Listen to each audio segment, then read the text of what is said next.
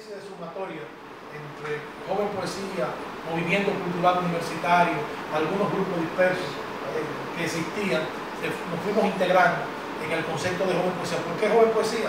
Porque era poesía escrita por jóvenes que pretendía renovar la estructura métrica de la poesía dominicana, que hasta ese entonces se había caracterizado por la promoción de grandes figuras literarias y a través de movimientos literarios importantes como el postumismo, el bedrinismo, la poesía sorprendida, el movimiento de los nuevos, los poetas independientes del 40, la generación del 48, y más bien todo ese proceso de los años 50 que también produjo escritores, aunque no agrupados bajo una denominación específica, pero fueron movimientos importantes.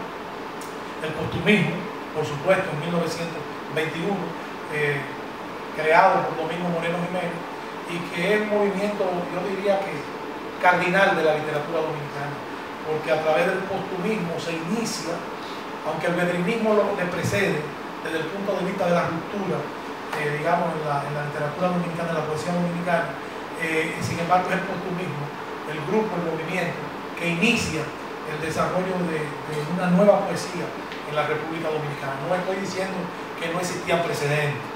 Oda un yo de Ricardo Pérez Alfonseca es un precedente. El propio bedrinismo es un precedente. Zacarías Espinal, o sea, escribieron, pero es el postumismo el que le da forma a lo que sería, digamos, una especie de reconocimiento hacia vocablos criollos. No es una poesía nacional, es una poesía criolla con la cual se inicia el postumismo, que luego algunos críticos literarios, incluso internacionales, denominan una poesía, digamos, con inspiración panteísta. Esa es la denominación que se le da por la honda reflexión filosófica que hay en el poema de la hija reintegrada de Domingo Moreno Jiménez. Digo reflexión filosófica en relación con el tema de la muerte, la trascendencia, todo esto está en Domingo Moreno Jiménez, pero realmente el manifiesto del postumismo en 1921 tiene un gran interés, porque en 1921 la República Dominicana estaba ocupada por el ejército norteamericano. Sufríamos la primera intervención militar norteamericana del siglo XX entre 1916 y 1924, y el postumismo se crea en 1921. Algunos críticos literarios han querido asociar o reivindicar el postumismo como un movimiento en esencia, como una reacción a la intervención militar norteamericana y como una reafirmación de lo nacional a través de la recuperación de vocablos criollos utilizados por Moreno Jiménez y además explicitado en el manifiesto del postumismo en 1921, cuando habla de una poesía con instrumentos y vocablos nacionales. Más o menos ese era el concepto. Voy citando así a rasgos generales para poder llegar rápidamente a lo que me ha pedido el poeta Tomás Castro. Luego tuvo expresiones poéticas importantes.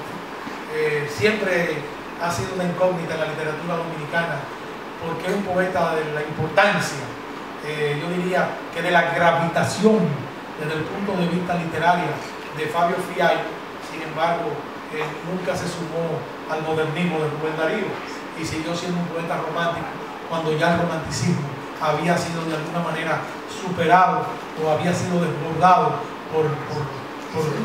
y siendo íntimo amigo de Rubén Darío, al grado de que compartieron físicamente y se escribieron poemas. Y sin embargo nunca asumió